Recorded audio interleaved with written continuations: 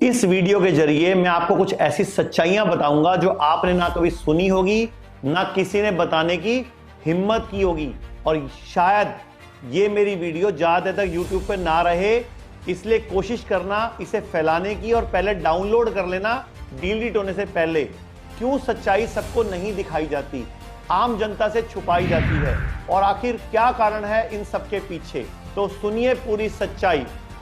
Doctor Joseph equal, Germany के physician, इनका दावा था कि जिन कैंसर पेशेंट को यह कहा गया कि वो ठीक नहीं हो सकते, उन्होंने उनको भी ठीक किया। डॉक्टर इजल का मानना था कि कैंसर इम्यून सिस्टम को वीक करने की वजह से होता है और इसे बिना केमिकल वाली ऑल्टरनेटिव मेडिसिन से ठीक किया जा सकता है। लेकिन 1961 में उन पर फ्रॉड और मर्डर का चार्ज लगाकर उनको जेल में डाल दिया गया और इजल के इलाज को किसी ने अप्रूव नहीं किया।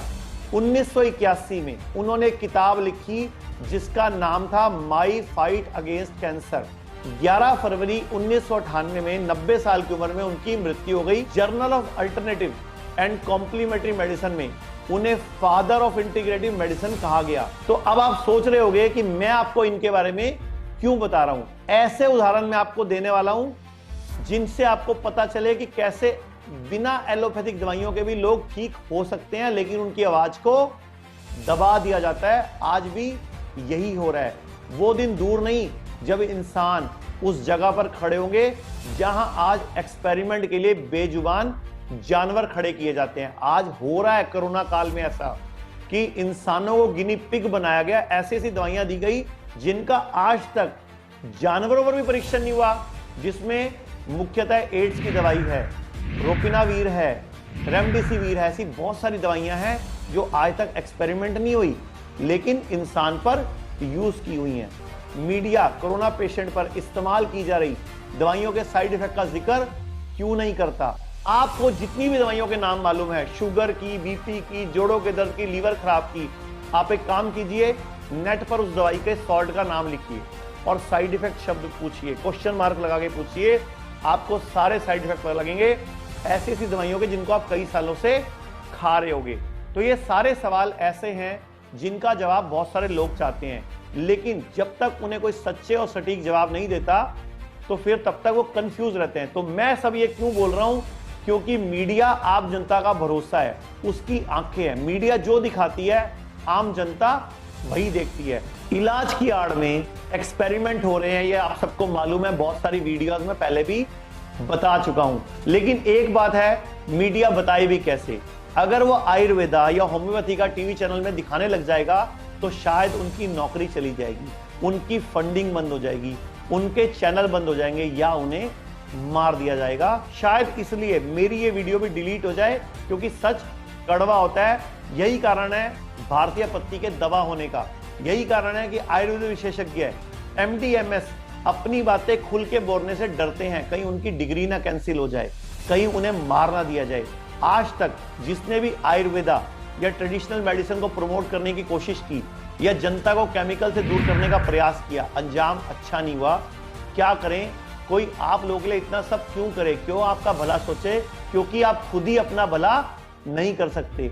आयुर्वेदा या नेचुरल हीलिंग को प्रमोट करने वाले जितने भी लोग थे उनके साथ बहुत बुरा बर्ताव हुआ, ना सिर्फ भारत में जबकि भारत के बाहर के बहुत सारे देशों में। उदाहरण देता हूं, सबसे पहला नाम आता है राजीव दीक्षित जी का। इनकी 43 साल की उम्र में हत्या कर दी गई। किसी ने सोचा ऐसा क्यों हुआ? नहीं, क्योंकि आपको तो सिर्फ वीडियो देखने से मतलब है। आप लोगों को तो एलोपैथी चाहिए, वैक्सीन चाहिए, कोई केमिकल से दूर लेकर जाए, आपको समझ नहीं आता, आपको काला बाजारी समझ नहीं आती। जबकि राजीव दीक्षित जी को समझ आ गई थी, वो हर रोग को नेचुरल तरीके से ठीक करने पे जोर देते थे। इसीलिए उन्होंने स्वदेशी आंदोलन भी शुरू किया, इसीलिए उन्होंने आम जनता को छोड़ के किसी और का फायदा नहीं सोचा। और 30 नवंबर 2010 को जो रिपोर्ट आई कि उनके खाने में कुछ जहर मिला के उनकी हत्या कर दी गई। अब मैं आपको एक और सच्चाई बताता हूं, ध्यान से सुनिए। मशहूर डॉक्टर सैबी हॉर्न के हर्बलिस्ट, इनका कहना था कि दुनिया की किसी बीमारी को नेचुरल तरीके से ठीक किया जा सकता है। और उन्होंने यह करके भी दिखाया। कैंसर, एड्स, आर्थराइटिस, SLE जैसी बीमारियों को बिना किसी केमिकल के नेचुरल तरीके से ठीक किया। लेकिन 10 फरवरी 1987 को इन पर आरोप लगा दिया गया, आप झूठे हो, चोर हो, आप लोगों को यह कहकर कि आपके पास इलाज है बेवकूफ बना रहे हो। इन्हें न्यूयॉर्क में अरेस्ट कर लिया गया, उन्हें कोर्ट ले जाया गया। जज ने 9 गवाहों की मांग की कि 9 पेशेंट लाओ जो आपने ठीक किए, लेकिन डॉक्टर सेबी ने 77 गवाह पेश कर दिए, वो भी डॉक्यूमेंटेड प्रूफ के साथ, और केस जीत गए। एक नाम है डॉक्टर बुर्जिनिस्की, पॉलिश, ये बायोकेमिस्ट थे। इन्होंने 1970 में एंटी नेपोलस्टन की खोज की। एंटी नेपोलस्टन केमिकल होते हैं जो यूरिन और ब्लड में पाए जाते हैं, लेकिन कैंसर पेशेंट के अंदर वो नहीं होते, इसलिए कुछ हेल्दी पर्सन से निकालकर कैंसर पेशेंट में डाल दिया जाए तो पेशेंट क्योर हो सकता है।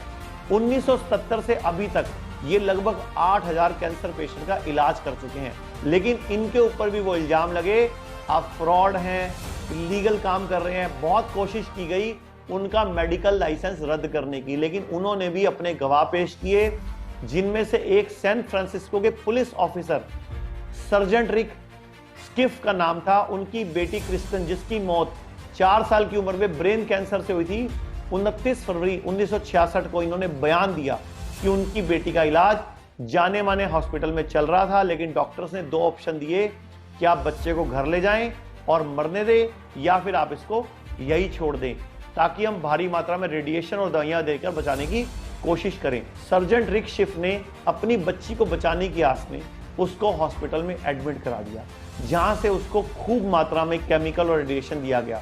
उसका स्कल, खोपड़ी 2nd डिग्री तक जल गई।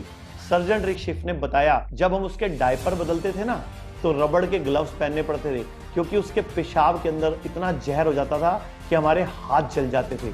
6 महीने बाद डॉक्टर ने बोल दिया, सॉरी, हम आपकी बच्ची को नहीं बचा सकते। लेकिन फिर भी सर्जेंट रिक शिफ ने हार नहीं मानी और डॉक्टर बुर्जिनिस्की के साथ, उनके साथ मिलकर उनको एंटी नेपोप्लास्टन की मदद से इलाज किया और बच्ची 9 हफ्तों में बिल्कुल ठीक हो गई। कैंसर का कोई सिम्टम उसके शरीर में नहीं रहा। लेकिन इसके बावजूद कुछ महीने बाद 29 जुलाई 1995 को बच्ची की मौत हो गई, और जो कारण सामने आया ना, वो कैंसर नहीं था, बल्कि उस रेडिएशन, उस केमिकल की वजह से दिमाग 2 टुकड़े हो गया था। मेरी आप सबसे गुजारिश है, इस वीडियो को ज्यादा से ज्यादा वायरल करो, हर मोबाइल में बचाओ, ताकि आम इंसान जो इस समय केमिकल की बलि चढ़ रहा है उसको बचाया जा सके। ये तो मैं शुक्र करूंगा इस वक्त मोदी जी भारत के प्रधानमंत्री हैं, जिनकी वजह से आयुर्वेद वाले इतना बोल पा रहे हैं और कुछ काम कर पा रहे हैं। इससे पूर्व की सरकारों में तो ये भी नहीं हो पाया। तो मेरी पूरी भारत की जनता से अपील है कि आप आयुर्वेदा को आगे आपकी मदद से लाते हैं, आयुर्वेदा को एक पैथी के रूप में स्थापित करते हैं और आयुर्वेद का विश्वास दुनिया पर बनाते हैं और पूरे विश्व का पैसा भारत में लाते हैं। लेकिन उससे पहले हमें आयुर्वेदा को लोगों को प्रूव करके दिखाना पड़ेगा, इसलिए हम जी जान से लगे हुए हैं। आप भी हमारा इन वीडियोस को फैलाकर साथ दीजिए। धन्यवाद।